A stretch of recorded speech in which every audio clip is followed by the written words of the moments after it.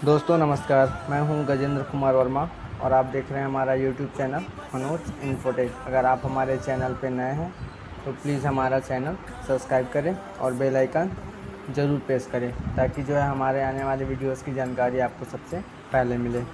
दोस्तों आज हम इस वीडियो के माध्यम से जानेंगे कि पे नियर बाय या अन्य कोई भी AEPS के थ्रू अगर आप ट्रांजैक्शन करते हो, पैसा निकालते हो कस्टमर का, तो जो मैसेज आता है ना, जैसे सक्सेस होता है तो सक्सेस, फेल होता है तो फेल, तो जितने भी मैसेज आते हैं उसके बारे में आप लोगों को जो है मैं बताने वाला हूँ, है ना, ताकि जो आपको किसी प्रकार की कोई असुविधा ना हो और आपको ट्रांजैक्शन करने में भी कोई दिक्कतें ना हो, है ना। तो सबसे पहला मैसेज होता है आपका ट्रांजैक्शन सक्सेसफुल, जिसको मतलब आप लोग तो जानते ही होंगे, है ना। ट्रांजैक्शन सक्सेसफुल मतलब आपका लेन देन सफलतापूर्वक हो गया है, ठीक है। दूसरा SMS होता है आपका इनसफिशिएंट फंड।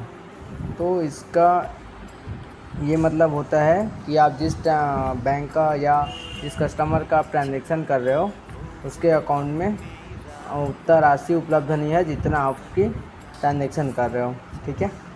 तीसरा होता है transaction not permit to card holder, ठीक है। यह एक ऐसा मैसेज है जैसे मान लो किसी भी बैंक का अपन पैसा निकाल रहे हैं, है ना, और उसके में ये वाला एरर आ गया, तो समझो वो बहुत लंबे समय से अपने खाते में लेन देन नहीं किया होगा या किन्हीं कारणवश उसका जो है ट्रांजैक्शन परमिट बैंक के द्वारा रोक दिया गया है, ठीक। चौथा हो गया आपका biometric data did not match. अगर आप किसी का विड्रॉ करते हो और उसके में ये वाला एरर आता है तो इसका यह मतलब है कि आधार के जो भी आधार में डेटा है उसका मतलब फिंगरप्रिंट लगाते हैं, है ना, तो उसका जो है फिंगरप्रिंट जो लगा रहे हैं वो आधार के डेटा से मैच नहीं कर रही है, मतलब उसका फिंगरप्रिंट मैच नहीं कर रहा है, ये है, ठीक है। No checking account. No checking account का मतलब उसके आधार कार्ड पे जो है उसके बैंक अकाउंट में जो है उसका आधार मैप या लिंक नहीं है, ठीक है। छठवा आपका हो गया इशूअर इन ऑपरेटिव। कभी कभी ऐसा भी मैसेज आता है इशूअर इन ऑपरेटिव करके, तो इसका मतलब यह होता है कि जो भी आप बैंक का ट्रांजैक्शन कर रहे हो वह बैंक का सर्वर जो है डाउन चल रहा है या किसी कारणवश उसको रोक दिया गया है, तब जाके यह एरर आता है, ठीक। सातवां हो गया आपका transaction amount limit exceed limit, ठीक है।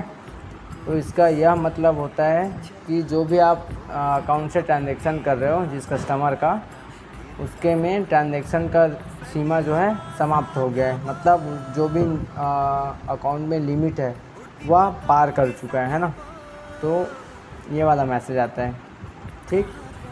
और आपका आठवां हो गया balance enquiry transaction limit exceed. तो ज़्यादातर यह पे नियर बाय के रिटेलर को आता है यह प्रॉब्लम, क्योंकि पे नियर बाय में लिमिट कर दिया गया है कि आप कंटिन्यू 5 कस्टमर या 5 बार बैलेंस इंक्वायरी कर सकते हो, उसके बाद कम से कम एक ट्रांजैक्शन विड्रॉ का होना चाहिए, ऐसा है ना। तो कंटिन्यू अगर 5 बार करते हो तो ऐसा एरर आता है, तो ये वाला एरर आ रहा है, मतलब आपको एक कम से कम विड्रॉ का ट्रांजैक्शन करना है ना, ताकि जो है ये वाला एरर आपको मत आए। कोशिश करिए कि ज़्यादातर आप विड्रॉ का ट्रांजैक्शन करिए, बैलेंस इंक्वायरी का कम से कम ट्रांजैक्शन करने का कोशिश करेंगे, है ना। नौवां हो गया आपका service not available. Service not available का मतलब यह होता है कि आपका जो AEPS सर्विस प्रोवाइडर कंपनी या AEPS सर्विस प्रोवाइडर बैंक है उसका सर्विस जो है अभी बंद है ना। 10वां आपका हो गया NPCI सर्वर टाइम आउट। जैसे कि आप लोगों को पता होगा AEPS या रुपए कार्ड या भीम UPI या सब चीज़ को देखने वाली जो कंपनी है NPCI, है ना, जिसके सर्वर के बिना AEPS या रुपए कार्ड या UPI ट्रांजैक्शन नहीं कर सकते।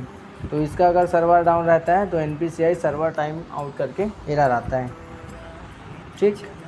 11वां हो गया आपका आधार सर्वर डाउन। जैसे कि आप लोगों को पता ही है अपन ट्रांजैक्शन करते हैं तो आधार सर्वर से ही होके होता है ना। ट्रांजैक्शन मान लो कर रहे हो तो आधार का पहले ऑथेंटिकेशन होता है, उसके बाद जो है आपका ट्रांजेक्शन सक्सेस होता है। तो अगर आधार का सर्वर डाउन रहता है तो भी आप ट्रांजेक्शन नहीं कर पाओगे। तो आधार का सर्वर डाउन मतलब आधार सर्वर डाउन करके आपको एरर आ जाएगा। ठीक है। 12वां हो गया आपका network time out. Network time out कभी कभी आता है, ये हमेशा नहीं आता है। तो इसका मतलब यह होता है कि आपके यहाँ का नेट कनेक्शन मतलब नेटवर्क कनेक्शन सही नहीं है, या तो कंपनी की जो है सर्वर में थोड़ा बहुत प्रॉब्लम चल रहा है ना, तब जाके यह एरर आता है। ठीक है। 13वां हो गया आपका नॉट रिस्पॉन्स। यह भी एक नेटवर्क का ही समस्या है, समझो, है ना। जैसे मान लो अपन ट्रांजेक्शन कर रहे हैं, नॉट रिस्पॉन्स आ गया तो ये भी नेटवर्क का ही प्रॉब्लम होता है। ठीक। आपका 14 नंबर पे है mini statement transaction limit exceed. तो मिनी स्टेटमेंट में भी लिमिट कर दिया गया है, जैसे बैलेंस इंक्वायरी में लिमिट होता है ना, सेम वैसे ही इसमें भी है। ठीक है। तो आपको ज़्यादातर विड्रॉ वाला ट्रांजेक्शन करना है, जैसे कि मैंने पहले भी बताया है। ठीक है। तो ये भी थोड़ा सा ध्यान रखेंगे। ठीक। 15 आपका हो गया UIDAI टाइम आउट। यह भी एक सर्वर आधार का ही सर्वर है।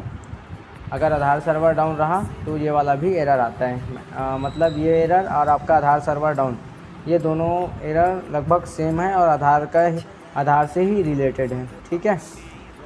तो जैसे कि आप लोग समझ गए होंगे, है ना, कि कौन सा एरर का क्या मतलब है, तो आप लोगों को ट्रांजेक्शन करने में कोई असुविधा भी नहीं होगा। तो इसे ज़्यादा से ज़्यादा शेयर करें। जो भी आपके दोस्त यार या भाई बंधु हैं, वो अगर APS सर्विस प्रोवाइडर हैं तो यह वीडियो फॉरवर्ड करें, ताकि उसको भी समझ में आए और उसका भी ट्रांजेक्शन फेयरवेल ज़्यादातर ना हो। ठीक है। आज के लिए बस इतना ही। धन्यवाद।